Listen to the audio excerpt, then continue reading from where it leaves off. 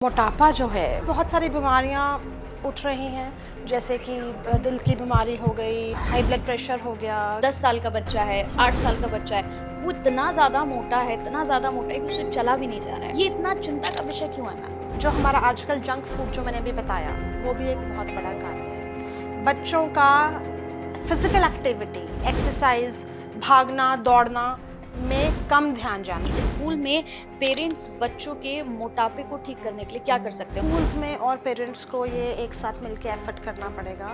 Schools कुछ अपने ऐसे नियम बना सकते हैं कि बच्चे इस प्रकार का खाना लेके आएँ। ना एक्सरसाइज करना चाहते हैं, ना योगा करना चाहते हैं। उन्हें लगता है कि कोई ऐसी दवाई मिल जाए जो हम खाएं और हम पतले हो जाएं। हेल्दी जीना चाहते हैं, लंबा जीना चाहते हैं, तो एक्सरसाइज और योगा से तो बेहतर और कोई चीज़ नहीं। कैसे हैं सभी? एक बार फिर से इस पॉडकास्ट में आप सभी का स्वागत है, क्योंकि आज का पॉडकास्ट भी हमेशा की तरह बहुत ही अमेजिंग होने वाला है। आज के पॉडकास्ट में भी आपको बहुत ही ज्यादा मजा आएगा और आपको इस पॉडकास्ट में बहुत कुछ नया मिलने वाला है और सब कुछ वो होगा जो आपकी लाइफ स्टाइल से जुड़ा हुआ है, यूथ से जुड़ा हुआ है। जी हाँ, आजकल मोटापे की जो प्रॉब्लम है वो सभी के साथ बनी हुई है, चाहे छोटा बच्चा ही क्यों ना हो। आप छोटे छोटे बच्चों को देख लेंगे, मोटापे की वजह से उनके साथ इतनी सारी प्रॉब्लम्स होती हैं कि उनके पेरेंट्स भी परेशान हो जाते हैं, फिर दवाइयां चलनी शुरू हो जाती हैं। तो ऐसी बहुत सारी प्रॉब्लम्स लाइफ में चल रही है और आज उन्हीं सारी प्रॉब्लम्स के आंसर लेने के लिए हमने ये पॉडकास्ट रखा है। तो हमारे साथ हमारी जो खास मेहमान है वो बहुत ही ज्यादा अमेजिंग है, बहुत ही ब्यूटीफुल हैं और आज के पॉडकास्ट में उनसे हम बहुत सारे सवालों के जवाब लेने वाले हैं। तो चलिए फिर उनका स्वागत कर लेते हैं और इस पॉडकास्ट को शुरू करते हैं, क्योंकि वो अपने आप में वो शख्सियत हैं जो आज इस पॉडकास्ट में हमें वो जवाब देने वाली हैं जो आप लोगों के बहुत काम आने वाले हैं। हमारे साथ यहाँ पर नवजीवन ग्रुप की सीईओ और इसके साथ साथ वो राष्ट्रीय एकता और सुरक्षा परिषद के अध्यक्ष हैं और मानसिक स्वास्थ्य एडवोकेट यानी कि अधिवक्ता भी हैं। बहुत बहुत स्वागत है मैम आपका। नमस्कार। कैसी हैं आप? मैं ठीक हूँ, आप कैसे हैं मैं कंचन भी जी? बहुत अच्छी हूँ मैम। और जैसे ही मुझे पता चला कि आपके साथ पॉडकास्ट होने वाला है, तो मुझे लगा कि आज तो बहुत सारे सवाल आपसे ऐसे पूछने वाली हूँ कि लोगों के जितने भी कन्फ्यूजन्स होंगे वो खत्म हो जाएंगे। सबसे पहले मैं आपसे पूछना चाह रही हूँ मैम कि भारत में हम देख रहे हैं, इंडिया में मोटापे जो है वो एक गंभीर समस्या बन गया है लोगों के लिए। छोटे छोटे बच्चों को हम देख रहे हैं, इतने ज्यादा मोटे हो जाते हैं, चलना मुश्किल हो जाता है, बैठना एक जगह बड़ा मुश्किल हो जाता है। ये देश की अर्थव्यवस्था और समाज पर कैसे प्रभाव डाल रहा है, इसके बारे में थोड़ा सा बताइए। सबसे पहले तो मैं हमने प्रधानमंत्री मोदी जी की सराहना करना चाहती हूँ और धन्यवाद करना चाहती हूँ कि उन्होंने इतना विशेष कदम उठाया है कि हाल फिलहाल ही उनका उत्तराखंड में कॉन्फ्रेंस था जिसमें उन्होंने बताया कि सब लोगों को ये आदेश दिया गया है कि 10% रिफाइंड ऑयल का और जो भी खाद्य तेल है उसका उपयोग कम से कम किया जाए खाने में। उन्होंने ये पूरी जनता से मांग की कि मोटापा जो है वो एक देश के लिए बहुत ही बड़ी प्रॉब्लम बन चुका है, तो जिससे बहुत सारी बीमारियां उठ रही हैं, जैसे कि दिल की बीमारी हो गई, हाई ब्लड प्रेशर हो गया, कैंसर, और बच्चों में जैसे आपने मोटापे की बात की। ये सब सवाल इन्हीं चीज़ों से उभर के आते हैं कि हमारा खान पान ठीक नहीं है। तो मोदी जी ने ये जो कदम उठाया है बहुत ही सराहनीय कदम है, जिससे कि हमें लगता है कि हमारे देश में काफ़ी ज़्यादा प्रभाव पड़ेगा और आगे चलकर हमारी जो जनरेशन्स आने वाली हैं उन पे काफ़ी अच्छा प्रभाव पड़ेगा इसका। तो आपने जैसे पूछा कि इकोनॉमिक प्रॉब्लम्स कैसे इसमें आ सकती हैं। अब जैसे मोटापा होगा, मैंने अभी बताया आपको कि इससे दिल की बीमारियां और ऐसे लोगों को आजकल फैटी लिवर की बड़ी शिकायत है। ठीक है, बच्चों में मोटापा बचपन से ही आ जाता है और बहुत सारी हेल्थ इशू हैं जिसमें हम बोलते हैं किडनी की इशू हो जाता है, किडनी ख़राब हो जाती है। साथ साथ उसके रक्तचाप का हाइपरटेंशन जो मैंने भी समझाया आपको, इंसोम्निया, नींद ना आना, इन सब की जो जड़ है वो है मोटापा। एक बहुत ही ना थिन लाइन है मोटापे में और हेल्दी होने में। हमारे भारतवर्ष में क्या है कि बहुत सारे लोग थोड़े से भी मोटे होंगे तो बोलेंगे हम तो हेल्दी हैं। हम मोटे नहीं हैं, हम अच्छा खाना खाते हैं, हम हेल्दी हैं। हम समोसे खाएंगे, हम तो अच्छा खाना खा रहे हैं। हम पराठे खा रहे हैं, हम अच्छा खाना खा रहे हैं। ये सब अच्छा खाना है। समोसे डीप फ्राइड होते हैं, ऑयल में बनते हैं। समोसे कोई घर पे नहीं बनाता है, ज़्यादातर पूरे देश में हमारे समोसे मार्केट से ही लोग लेके खाते हैं। पर क्या जिस तेल में वो समोसे तले जाते हैं किसी को पता है कि वो तेल क्या है? एक बार ना यूज़ करके वो उस तेल को कम से कम, एक जो मिठाई वाला है वो 50 से 60 बार उस तेल का उपयोग करता है बार बार चीज़ें तलने में, पकौड़े, समोसे और मे भी और भी जो बहुत सारी चीज़ें होंगी उसको तलने में। और इससे क्या हो जाता है कि तेल हो जाता है ऑक्सीडाइज्ड, जिससे बहुत सारे उसमें कार्सिनोजेनिक पदार्थ उत्पन्न हो जाते हैं। कार्सिनोजेनिक पदार्थ मैं बताना चाहूँगी वो पदार्थ होते हैं जो कैंसर हमारी बॉडी में एक्टिवेट कर देते हैं, कैंसर को बढ़ावा दे देते हैं। तो आप सोचिए कि जो हम खाना खा रहे हैं अभी वो हमारे लिए कितना हानिकारक है।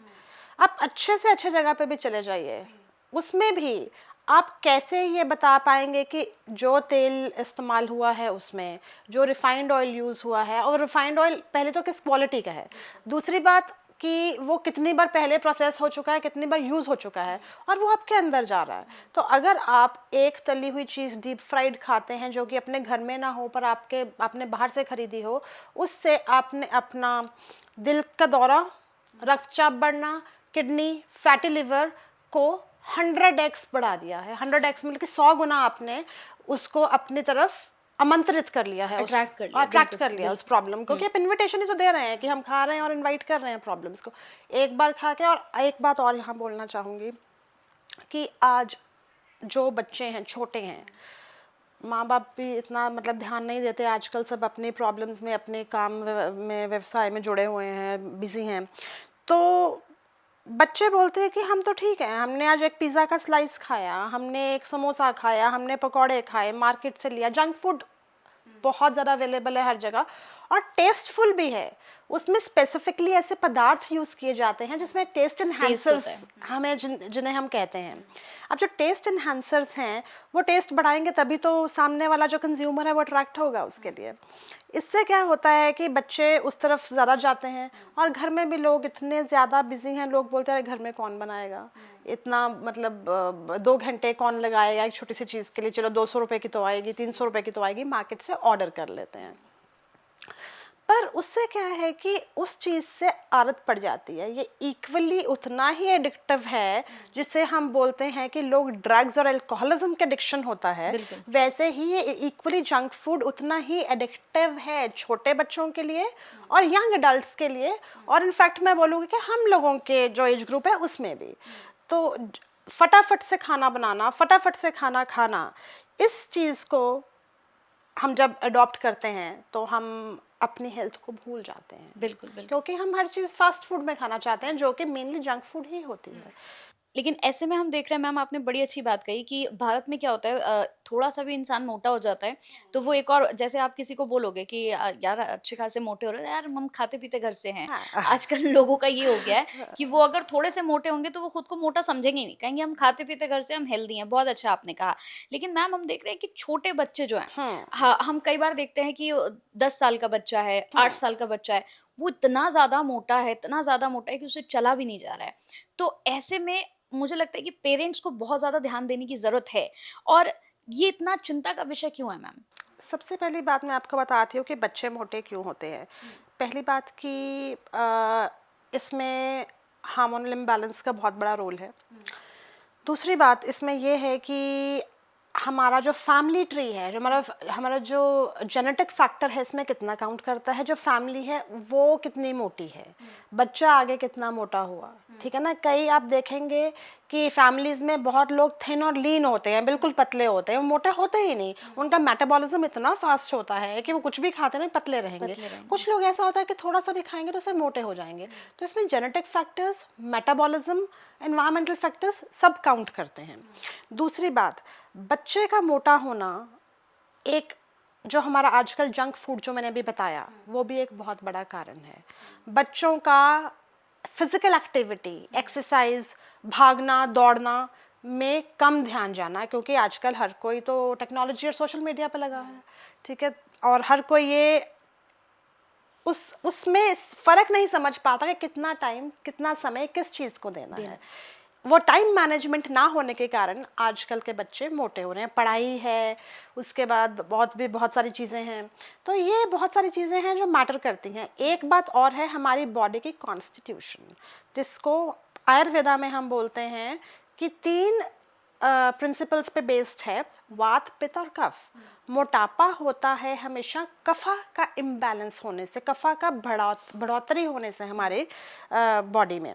तो कफा को अगर हम कम रखेंगे अपनी बॉडी में या बैलेंस्ड रखेंगे, वो खान पान से ही हो सकता है, या योगा से, या फिर बहुत सारी एक्सरसाइज से ही हम उसको कंट्रोल कर सकते हैं। तो वो सब चीज़ का अगर ध्यान रखेंगे तो इस चीज़ पर हम आ सकते हैं कि बच्चों को बचपन से ही ठीक रखें। एक और बात है इसमें जो मैं भूल रही थी अभी, कि माँ ने जब अपना बच्चे को कैरी किया, जब बच्चा माँ के गर्भ में होता है, तो माँ का खान पान कैसा था, उसी से ही हार्मोनल इम्बैलेंसेस बहुत हो जाते हैं। और आजकल जिस तरीके का खाना लोग खा रहे हैं, और अगर प्रेगनेंसी में भी अपनी माएँ जो हैं वो बाहर का जंक फूड भी खा रही हैं, तो उसका इफेक्ट भी तो बच्चे पे पड़ता ही है। बिल्कुल, बिल्कुल सही आपने कहा। और आजकल तो मुझे लगता है सबसे ज़्यादा जो लोग हैं वो जंक फूड पर ही ज़्यादा अट्रैक्ट हैं, कि ज़रा-सा किसी को भूख लगा तो पहले क्या होता था कि घर में लोग बनाते थे कुछ ना कुछ, कि अच्छा भूख लग रही है चलो घर पे कुछ बना लेते हैं। अब होता है कि भूख लग रही है चलो फिर मोमोज़ खा के आ जाते हैं, चलो पिज़्ज़ा खा के आ जाते हैं। तो आजकल ये लोगों का बड़ा चल रहा है। इससे एक और भी मेजर प्रॉब्लम आपको बताती हूँ, ये तो लोग घर पे खा ही रहे हैं, प्लस जो पैक्ड फ्रोजन फ्रूट्स मार्केट में, फूड्स और सब चीज़ें मार्केट में मिल रही हैं, फ्रोजन पराठे, हाँ, फ्रोज़न पराठे। फ्रोजन मोमोज और frozen cutlets, N number of things, अब जो बोलो, मतलब ये सब चीज़ें मार्केट में अवेलेबल हैं। वो आएंगी, फिर तले जाएंगी, और फिर अंदर जाएंगी। एक उसमें एमएसजी गया, बहुत चीज़ों पे लिखा होता है एमएसजी फ्री। एमएसजी एक ऐसा पदार्थ है जो कि टेस्ट एनहांस करता है, बट हमारी ब्रेन डेवलपमेंट को ख़राब करता है, ओके। और हमारी मेमोरी को ख़राब करता है। अबव ऑल हमारे ऑर्गन्स को slowly, it's a kind of slow poison over the years, like 10 साल 15 साल अगर आप वो कंटिन्यूसली कंज्यूम कर रहे हैं थोड़ी थोड़ी मात्रा में, तो वो आपके लिए स्लो पॉइजन का काम करेगा। ये नहीं कि स्लो पॉइजन है तो आपको मार डालेगा, आपके ऑर्गन्स खराब कर देगा। अगर मैम देखें तो स्कूल की अब हम बात करते हैं कि स्कूल में पेरेंट्स बच्चों के मोटापे को ठीक करने के लिए क्या कर सकते हैं, उनकी लाइफ स्टाइल में क्या चेंजेस कर सकते हैं, कैसे मदद हो? देखिए, सबसे बड़ी बात ये है, स्कूल्स में और पेरेंट्स को ये एक साथ मिलके एफर्ट करना पड़ेगा। स्कूल्स कुछ अपने ऐसे नियम बना सकते हैं कि बच्चे इस प्रकार का खाना लेके आएँ, घर से खाना बना के लेके आएँ। कैंटीन्स होना स्कूल में वैसे तो अनिवार्य नहीं है, पर अगर कैंटीन्स हैं स्कूल में, तो स्कूल को ऐसा कुछ करना चाहिए कि वैसे ही खाना और वैसे हेल्दी फूड। खाद्य पदार्थ रखें जो हाई कैलोरीड फूड हो, हाई प्रोटीन फूड हो, प्लस उसमें ऐसा होना चाहिए कि जंक फूड होना ही नहीं चाहिए। जैसे कि था, अगर कोई बच्चा घर से खाना नहीं लेके आया तो उनको मिलेट्स की थाली मिल रही है, उनका एक ऐसा फूड होना चाहिए डेली बेसिस कि आज स्कूल में ये कैंटीन है और खाना मिलेगा तो 2 प्रकार का खाना मिलेगा। आज हम बाजरे की रोटी बनाएंगे और उसके साथ ये दाल सब्जी मिलेगी, ठीक है। तो या फिर जो लोग अपने घर से खाना नहीं बना के भेज सकते हैं, कई स्कूल्स आजकल ऐसे भी हैं जिनमें उन्होंने वो स्कूल में ही खाना प्रोवाइड करते हैं बच्चों को, तो उनको अपना जो मील मेकअप है, जो उनको अपना पूरा हफ्ते का या जैसे महीने का मील अपना जो बनाना है, वो उनको ये सब चीज़ें इंक्लूड करनी चाहिए। ऐसे ही पेरेंट्स को भी आदेश मिलना चाहिए कि ये मेन्यू दिया गया आपको हफ्ते का, ठीक है। थोड़ा सा प्रॉब्लम बच्चे के माँ बाप को भी होगा कि खाना बना के कैसे भेजेंगे टिफ़िन में या कैसे है, पर देखिए, अगर आपको अपने बच्चों को बढ़ाना है आगे, हर कोई अपने बच्चे के लिए हर कुछ करता है, तो इतना तो एफर्ट कर ही सकता है कि अच्छा खाना बना के भेज दे। बिल्कुल, बिल्कुल। ठीक है। इसके साथ एक और बड़ा इम्पोर्टेंट सवाल है कि सरकार अगर देखें हम तो रेस्टोरेंट की अगर हम बात करते हैं अब, रेस्टोरेंट में आपने देखा होगा मैम कि हर तरह का खाना अब मिलता है और टेस्ट तो आप पूछिए मतलब टेस्ट अच्छा करने के लिए हर रेस्टोरेंट अपने-अपने उसमें बहुत आगे चल रहा है। ऐसे में अगर हम देखें तो जो वहाँ पर तेल इस्तेमाल होते हैं, जितनी भी चीज़ें बनती हैं, आपको लगता है कि उनको कोई चेक करता है या उनको चेक करना चाहिए, ऐसा कुछ? देखिए, वैसे से बोर्ड्स तो हमारे जो एफएसएसएआई जो लाइसेंसिंग करते हैं, या जो फूड कॉरपोरेशन हैं, वो भी इसमें काफ़ी नियंत्रण रखने की कोशिश करते हैं। तो टिपिकली ऐसा होता है कि बहुत सारे फूड इंस्पेक्टर्स हैं जो उनसे जाके चेकिंग करते हैं, पर अभी तक ऐसा चेकिंग स्टार्ट नहीं हुआ है कि कौन कितना तेल कितनी बार यूज़ करता है। वो ये चेक करते हैं कि क्वालिटी ठीक है, कुछ पॉइजनस तो नहीं है, कुछ प्रॉब्लम तो नहीं है, कुछ इसमें कोई ऐसा इशू तो नहीं है जिसको जो कोई मर जाए या किसी को कोई बहुत एक्यूट प्रॉब्लम हो जाए। पर ऐसा कुछ नहीं है अभी तक जिसका कि तेल का नियंत्रण हो कि 1 या 2 बार से आप तेल दोबारा यूज़ नहीं कर सकते, आपको ये तेल फेंकना पड़ेगा। ठीक है, उसको मेजर करने के लिए कि तेल कितनी बार यूज़ हुआ है, ऐसा अभी तक कुछ नहीं है। उसके बाद कितने परसेंटेज ऑफ ऑयल आप यूज़ करें, जैसे मैंने बताया कि मोदी जी ने कहा कि 10% तेल का कम यूज़ किया जाए। ठीक है, घरों में भी और बाहर भी।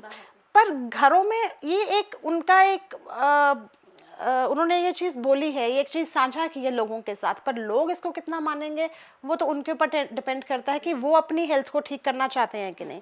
तो ऐसा कोई नियंत्रण नहीं है, तो ये नियंत्रण बनने चाहिए, ऐसी पॉलिसीज़ बननी चाहिए जिसमें तेल का ऐसा मतलब कि इतना कम यूज़ हो, इस मात्रा में यूज़ हो, पूरे उसके पॉइंट्स बन के पॉलिसी बननी चाहिए इसके ऊपर। दूसरी बात मैं इसमें एक चीज़ और ऐड करूँगी, यहाँ पर वैसे तो मोदी जी ने सिर्फ तेल की बात की है, मैं इसमें शुगर की बात भी ऐड करूँगी कि बहुत सारे ऐसे देश हैं जिसमें जो चीनी है उसकी मात्रा नियंत्रित की गई है।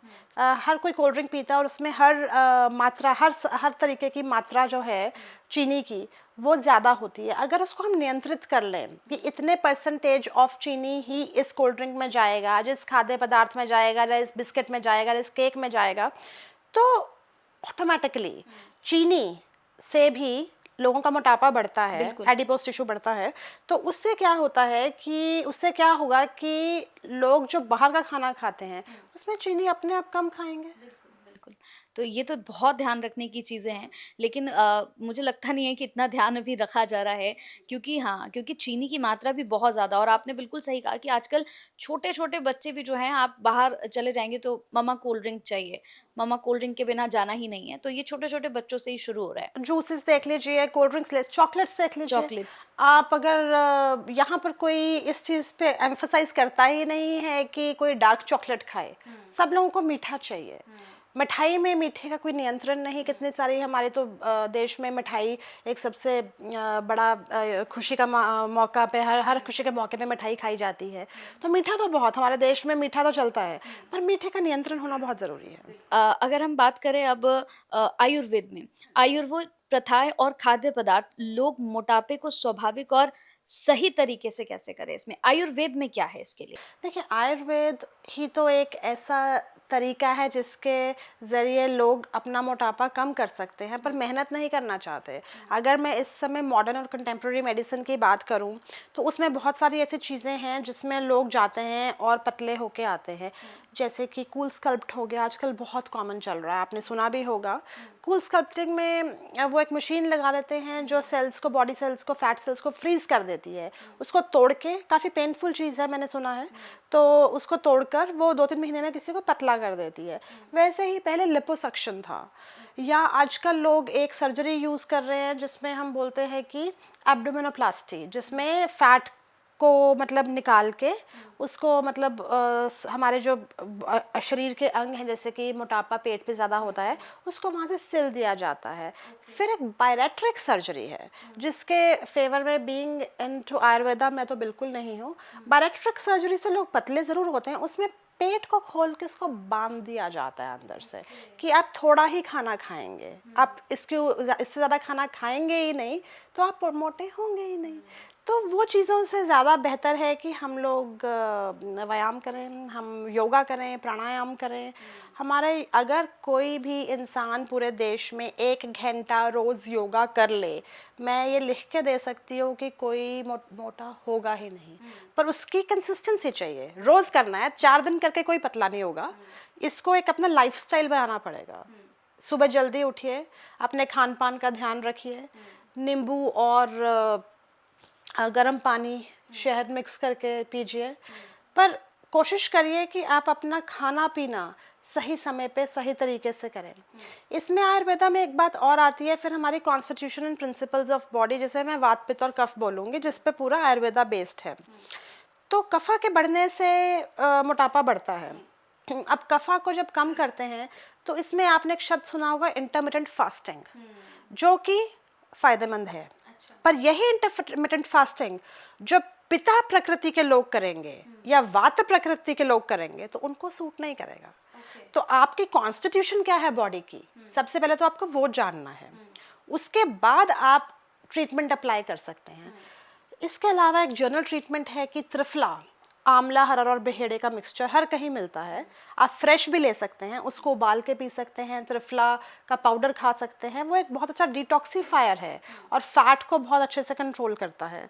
वैसे ही गुगलू एक क्लासिकल दवाई है, मेदोहर गुगलू करके, बहुत सारी कंपनियां बनाती हैं, उसमें बहुत सारे कंकॉक्शंस हैं, मेथी है और गुगलू है और बहुत सारे और पदार्थ हैं।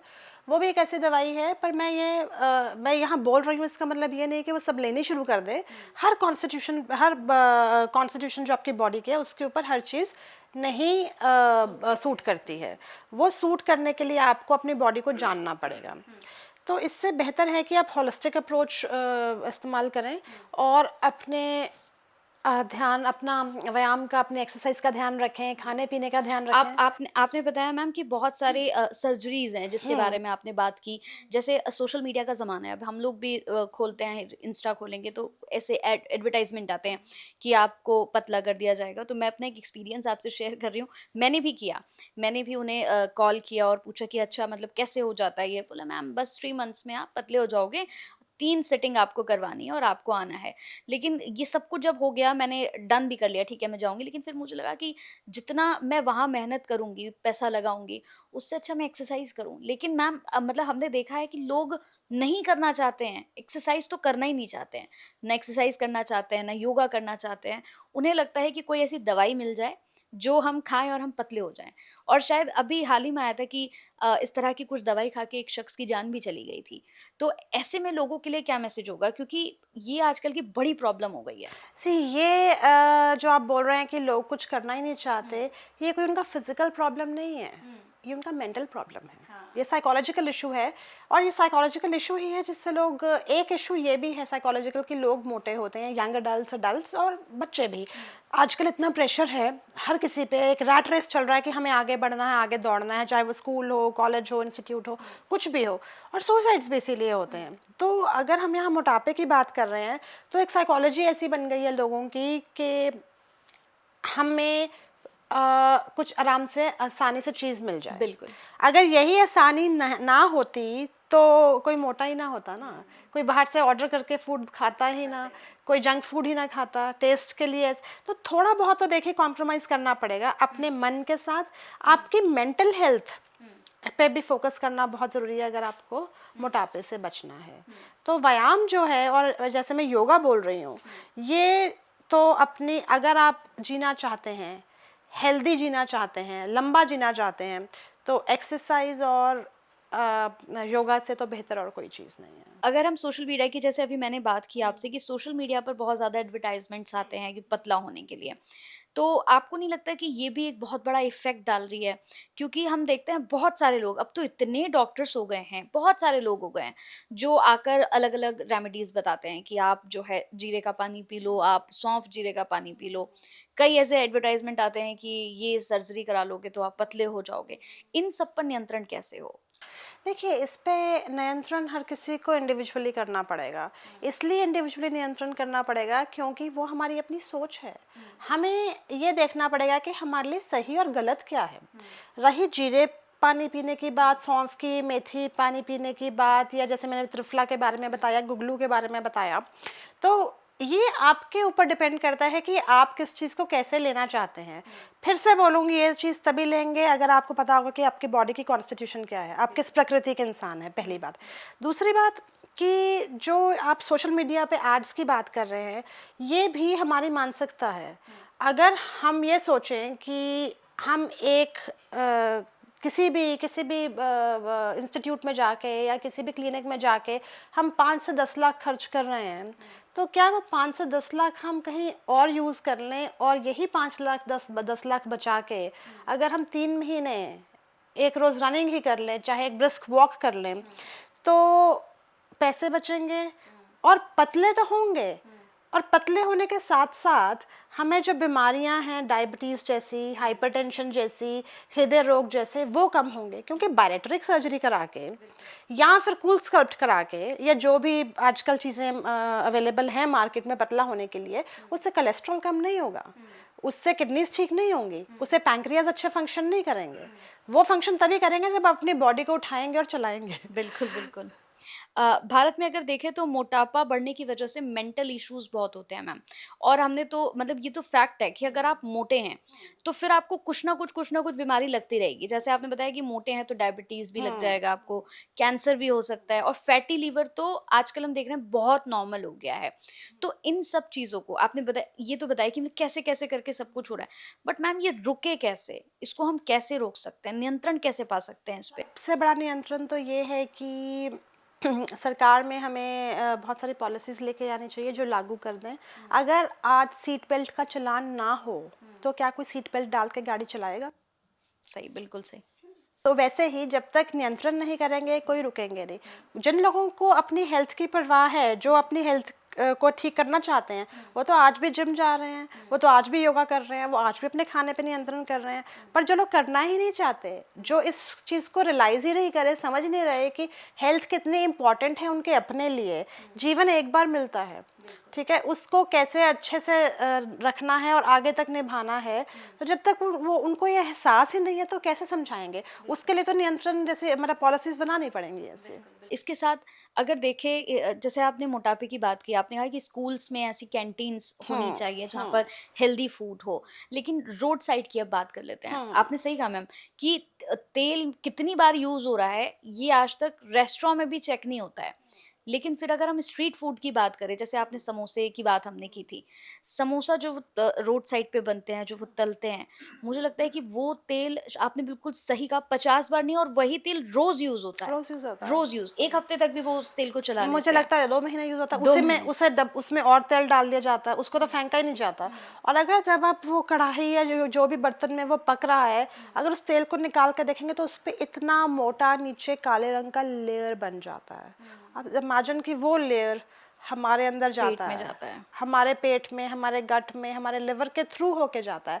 हमारा बेचारा लिवर वो बोलेगा मैं कितनी एंजाइम्स बनाऊंगा और कितना बाइल बनाऊंगा, कैसे हेल्प करूं? तुम लोग तो छोड़ते ही नहीं ना खाना खाना। तो उसके ऊपर वैसा तेल आता रहता है और फैटी लेयर बनती जाती है। और फैटी लेयर जब बन जाती है तो लिवर अब जो उसका एंजाइम्स हैं वो सिक्रीट नहीं कर पाता, बाइल सिक्रीट नहीं कर पाता, तो वो अंदर ही रह जाती हैं। तो fatty liver fat liver cirrhosis में और सब चीज़ों में कन्वर्ट हो जाता है। लेकिन रेस्टोरेंट में तो चलिए ये फिर भी चेक हो जाता है कि तेल की क्वालिटी कैसी है और कैसे सब कुछ हो रहा है, लेकिन रोड साइड पे तो कोई चेक नहीं करता है। अब रोड साइड पे ऐसे है कि जो कोई बना रहा है उसको एक लाइसेंस तो मिला है बनाने का, ठीक है ना, फूड लाइसेंस तो मिला बनाने का। तो वहाँ पर एक एरियाज़ के, जैसे हमारे कम्युनिटी सेंटर हैं जगह जगह पे, हर शहर में कम्युनिटी सेंटर है, छोटे शहरों में तो प्रेवलेंट भी हैं काफ़ी। तो वहाँ पर ऐसे एक बोर्ड बना देने चाहिए उस एरिया के कि इस एरिया में ये चेकिंग होनी चाहिए, कंटिन्यूसली ये चेकिंग होती रहनी चाहिए कि कौन कितना तेल यूज़ कर रहा है। उसके ऐसे मैट्रिक्स बना देने चाहिए कि इस तेल में को कितनी बार पहले यूज़ किया गया है, तो उस इंसान का लाइसेंस कैंसिल हो। ठीक है, थोड़ा स्ट्रिक्ट होना पड़ेगा। नो डाउट हम लोग स्टार्टअप्स की बात करते हैं कि स्टार्टअप्स है, कोई 10,000 15,000 लगा के भी अपना काम शुरू कर सकता है। ठीक है, काम शुरू करे, हम चाहते हैं स्टार्टअप्स आए हमारे देश में ताकि हमारे देश की उन्नति हो। पर जो और फूड एक ऐसी चीज़ है जो 10 मिनट में फैल जाता है, जो हर कोई ले लेता है और उसकी बहुत सारी अच्छी इनकम भी देता है वो, और हमारी इकोनॉमी के लिए भी अच्छा है। पर जो ये छोटी छोटी बातें हैं, हम अपने इस चीज़ के लिए हेल्थ तो अपने सिटीजन्स की ख़राब नहीं कर सकते, तो थोड़े बहुत नियंत्रण तो लगाने पड़ेंगे। किसी को डर होगा कि चेकअप्स हो रहे हैं तो तभी ये चीज़ में सुधार आएगा। खान पान पर जैसे अगर हम अब अपनी बात करते हैं, आप समोसा खाती हैं? कभी कभार। कभी कभार खा लेती हैं, लेकिन बहुत से ऐसे लोग हैं जिनका इन सब चीज़ों के बिना गुजारा नहीं होता है। मतलब अगर समोसा नहीं खाया तो कहीं नहीं, आज चाय के साथ समोसे होने चाहिए। और इन्हीं पेरेंट्स के बच्चे होते हैं जो इसी आदत को पकड़ लेते हैं, अब वो भी समोसा खाएंगे, उनको भी पैटीज खानी है। ऐसे पेरेंट्स के लिए क्या मैसेज होगा? पेरेंट्स के लिए मैसेज ये है कि जब एक बच्चा पैदा होता है तो माँ उसको दूध पिलाती है, अपना दूध पिलाती है, जो बाहर से दूध पिलाती है, पानी बॉईल करके देती है कि उसको प्रॉब्लम ना हो। वो 6 महीने या 1 साल तो निकाल लिया, उसके बाद सब शुरू हो जाता, थोड़ा बेटा टेस्ट कर ले, ये टेस्ट कर ले, वो टेस्ट कर ले, इसको सब टेस्ट पता होना चाहिए, है ना, इसीलिए टेस्ट करवाते हैं हम। अगर वो टेस्ट डेवलप ही नहीं होगा तो बच्चा खाएगा क्या? बिल्कुल। अगर हम आज नॉर्थ इंडिया में बैठे हैं तो यहाँ पर हम वही समोसे की बात कर रहे हैं, पकौड़ों की बात कर रहे हैं। यहीं हम जाएंगे साउथ इंडिया में तो वो बात करेंगे इडली की, वो बात करेंगे डोसा की। वो हेल्दी है, वो हेल्दी इसलिए क्योंकि स्टीम्ड है, फर्मेंटेड है, तो वहीं डिफरेंस आ गया। तो अगर हम अपने बच्चों को, एक माँ, पेरेंट्स जो भी, चाहे कोई सिंगल पेरेंट है, माँ है, बाप है, जब वो अपने बच्चे को शुरू से ही उसका टेस्ट डेवलप एक हेल्दी फूड के लिए कराएगा तो बच्चा उसी को ही अडॉप्ट करेगा ना। तो ये पेरेंट पे ही निर्भर करता है। आज घर पे नहीं है पेरेंट्स, कहीं बाहर गए हैं, दोनों जॉब में बिजी हैं, तो बेटा आज तो टाइम नहीं है, पिज़्ज़ा ऑर्डर करके खा लो। जनरली हर घर में ये होता है, यही होता है, आज बर्गर ऑर्डर करके खा लो, कोई बात नहीं, बच्चे को टेस्ट लग गया। अब मैं ये नहीं बोल रही हूँ कि हम रोक ही नहीं सकते इस चीज़ को, कभी कभार ठीक है, पर उसके लिए थोड़ा सा नियंत्रण घर पे भी लगाना पड़ेगा, माँ बाप को खुद भी एफर्ट्स करने पड़ेंगे, ठीक है। तो ये सब चीज़ें मैटर करती हैं। थायराइड एक ऐसी बीमारी है, थायराइड की अगर बात करें तो ये मोटापे से रिलेटेड है पूरी। थायराइड की जो बीमारी है इसकी वजह से आज यूथ बड़ा परेशान है, क्योंकि आप किसी भी घर में देख लीजिए, स्पेशली फीमेल्स फीमेल्स को तो थायराइड की प्रॉब्लम होती ही होती है। और ये ऐसी एक, मुझे लगता है, बीमारी है जो आपकी चलती ही है, फिर दवाई आपकी खत्म नहीं होती अगर आप दवाई आयुर्वेद से नहीं लेते हैं। चलिए मैं कुछ बताती हूँ हाँ। आपको आज। हाँ। सबसे पहले बात तो जो थायराइड का प्रॉब्लम है ये जो हमारा खान पान है उससे रिलेटेड है। दूसरा हार्मोनल इम्बैलेंस तो है ही है, जो कि जेनेटिक भी है, और हाई क्लोरीन यूज से भी मतलब थायराइड की प्रॉब्लम होती है। मैं चंडीगढ़ को बिलोंग करती हूँ। पहले चंडीगढ़ में बहुत ज़्यादा क्लोरीनेटेड पानी यूज़ किया जाता था, अब तो लोग फिल्टर करके पीते हैं।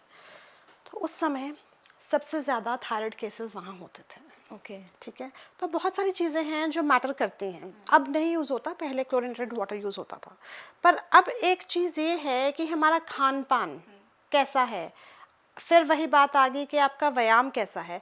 कई माएँ जब एक्सपेक्ट करती हैं, प्रेग्नेंट होती हैं, तो उनको एक थायराइड का प्रॉब्लम हो जाता है जो कि सीधा हमारे ब्रेन को अफेक्ट करता है। तो बच्चे को थायराइड का प्रॉब्लम ना हो जाए, उसको डाउन सिंड्रोम ना हो जाए, उसको ऐसी मतलब जैसे कि हम बोलते हैं बच्चों का मानसिक विकास ना हो, उसकी वजह से डॉक्टर को ना चाहते हुए भी थायराइड की दवाई तो माँ को देनी पड़ती है। जब वो 6-8 महीने खा लेती है तो उसका प्रोसेस वही बन जाता है, मतलब कि वो थायराइड जो आपका सर्कमस्टेंशियल था, जो आपको 6 महीने रहना था और बच्चे के डिलीवरी के बाद शायद वो रिवर्स हो जाता, वो हमेशा के लिए चालू हो जाता है, स्टार्ट हो जाता है। तो ये बहुत बड़ा प्रॉब्लम है। मुझे जब मेरे छोटे बच्चे ट्विन्स हैं, जब वो हुए तो मुझे थायराइड था। तो मुझे डॉक्टर ने ऑफ कोर्स बोला कि आपको ये दवाई तो खानी पड़ेगी, अदरवाइज़ मुझे भी पता था कि अगर मैं नहीं खाऊंगी तो मेरे बच्चों के मानसिक विकास नहीं हो पाएगा, क्योंकि उसमें आयोडीन होता है, सोडियम आयोडीन होता है, तो वो तो उसका बहुत ज़्यादा ज़रूरी है। तो मैंने खाई, पर उसके बाद मुझे लगा ये तो मैनेज ही नहीं हो रहा है, तो क्या किया जाए। तो जैसे ही मेरे बच्चे 3 महीने के हुए, मैंने एक्सरसाइज स्टार्ट कर दी। रोज़ एक्सरसाइज करती थी, फ्रेश फ्रूट खाती थी, और मेरे ख्याल से मैंने बहुत ही ज़्यादा 2 घंटे रोज़ एक्सरसाइज करती थी। 1 घंटा वॉक करती थी, 1 घंटा जिम जाती थी। मेरा थायराइड नियंत्रण में आ गया, और मेरे ख्याल से 2011 के बाद मैंने कभी थायराइड की दवाई नहीं ली, और आज भी नियंत्रण में ही है। पर मैं एक्सरसाइज करती हूँ, मैंने कुछ नहीं किया, सीरियसली मैंने कोई आयुर्वेदिक मेडिसिन भी नहीं लिया इसके लिए। बस मैंने एक्सरसाइज की, और एक्सरसाइज छोड़ा नहीं, और अपना खाने का ध्यान रखा हमेशा कि खाने में क्या खाना है। तो मतलब ये आपका डाइट बहुत इंपॉर्टेंट होता है डाइट अगर बहुत आपको, इम्पोर्टेंट हाँ, अगर थायराइड जैसी प्रॉब्लम से भी हमारा यूथ अगर अभी Yes. गुजर रहा है, तो मुझे लगता है कि सबसे बेस्ट है, क्योंकि लोग बड़ी दवाइयाँ खा रहे हैं और हाँ कहाँ जी। कहाँ नहीं जा रहे हैं लोग कि Yes. बस ये थायराइड जो है वो खत्म हो जाए, लेकिन डाइट का ख्याल नहीं रख रहे हैं। थायराइड को आप तभी मेंटेन कर पाओगे अगर आप ओबीज नहीं होंगे, और मोटापा नहीं आएगा, और आपका डाइट ठीक होगा, आपका खाना ठीक होगा, और आपको स्ट्रेस नहीं। स्ट्रेस नहीं होगा। स्ट्रेस एक बहुत मेजर प्रॉब्लम है हर जगह पे, और अर्बन एरिया में महिलाओं का तो स्ट्रेस लेवल ही एक डिफरेंट है बहुत। तो इसलिए स्ट्रेस लेवल को भी कंट्रोल करना पड़ेगा, जिसके लिए मेडिटेशन करना भी बहुत ज़रूरी बहुत ज़रूरी है हमारे यूथ के लिए। जितने भी लोग इस वक्त इस पॉडकास्ट को देख रहे हैं, मुझे लग रहा है कि हटे ही नहीं होंगे वो इस वीडियो के सामने से कि आज तो सब कुछ छुड़वा देंगी मैम, ना समोसा खा पाएंगे, अपना जंक फूड खा पाएंगे। नहीं, मैं ये नहीं बोल रही हूँ कि समोसा ना खाइए, मैं बोल रही हूँ सब खाइए, बट हेल्दी वे में खाइए। समोसा खाइए, बेक कर लीजिए ना समोसे को। बिल्कुल सही, बिल्कुल सही। यूथ के लिए क्या मैसेज होगा आपकी ओर से, जितने भी लोग इस वक्त इस पॉडकास्ट को देख रहे हैं? मैं सिर्फ ये बोलना चाहती हूँ कि अगर आप अपना ध्यान रखते हैं और अपना ध्यान रखना चाहते हैं, तो अपनी हेल्थ के लिए आज कुछ ऐसे स्टेप्स उठाइए जो मैंने आपको समझाया है। उसमें से आप 2-3 चीज़ें भी मानेंगे तो मेरे ख्याल से आप बहुत ज़्यादा हेल्दी और बहुत आपकी जो लाइफ है वो अच्छी रहेगी। तो इसलिए अपनी हेल्थ का ध्यान रखने के लिए आप खुद ही ज़िम्मेदार हैं, और ये ज़िम्मेदारी आपको ही लेनी पड़ेगी, कोई और नहीं आएगा। अपनी फूड चॉइसेस को ठीक रखिए, अपने खान पान को ठीक रखिए, और एक्सरसाइज, योगा को अपनाइए। बिल्कुल, मतलब सिर्फ अपनी डाइट का ख्याल रखिए कि आप क्या खा रहे हैं, आप तभी परफेक्ट हैं। सिर्फ डाइट का ख्याल हमारी आपको रखना है। किचन में, हमारी kitchen is an Ayurvedic kitchen, Indian kitchen is Ayurvedic kitchen. ठीक है, छोटे छोटे हर्ब्स हैं, ये सब आयुर्वेदा ही हैं, पर हम हमारे खाने में यूज़ होती हैं। तो अगर हम इसी को ही अच्छे से लें, अपने घर के खाने पे ही फोकस करें, तो हम बहुत अच्छे से अपनी हेल्थ को मेंटेन कर सकते हैं। एक बात और बोलना चाहूँगी कि बहुत जो बुज़ुर्ग लोग हैं, आज आपने देखा होगा कि ऐसे ऐसे बुज़ुर्ग लोग हैं जो 80, 90, 95, 98 ईयर्स की एज में आज भी चल रहे हैं, आज भी ठीक हैं, मतलब बिल्कुल सब काम ठीक कर रहे हैं। क्यों कर रहे हैं? क्योंकि उस समय उनके पास जंक फूड नहीं था ना नहीं खाने था, को। बिल्कुल, बिल्कुल। टेक्नोलॉजी नहीं थी कि हमेशा एक चीज़ पे लगे रहें, और अपना मतलब सोशल मीडिया नहीं था, तो वो हर काम खुद करते थे, अपने हाथ से करते थे। उसमें उनकी एक्सरसाइज होती थी, खाना उनके लिए घर का होता था, तो इसलिए वो आज भी ठीक। बहुत अच्छा लगा मैम आपसे बात करके, और Thank you. मुझे लगता है कि ये पॉडकास्ट बहुत ज़्यादा शेयर भी होने वाला है, Thank क्योंकि you. क्योंकि लोग आज की डेट में ऐसे ही लोगों को सुनना पसंद करते हैं जो डाइट को लेकर उन्हें कुछ बताए, हाँ उनकी जी। हेल्थ को लेकर बताए। क्योंकि सोशल मीडिया पे इस वक्त इतना ज़्यादा चल रहा है कि आप ये कर लो, आप वो कर लो, आप 10 दिन में आपका वेट हम लॉस करा देंगे, ये सब जो चल रहा है ना, मुझे लगता है कि आपने जो सारी बातें की हैं, ये एक्चुअली फैक्ट है। देखिए, 10 दिन में ना तो कोई किसी के बाल उगा सकता है, ना ही कोई पतला हो सकता है, ना कोई बीमारी छुड़वा सकता है।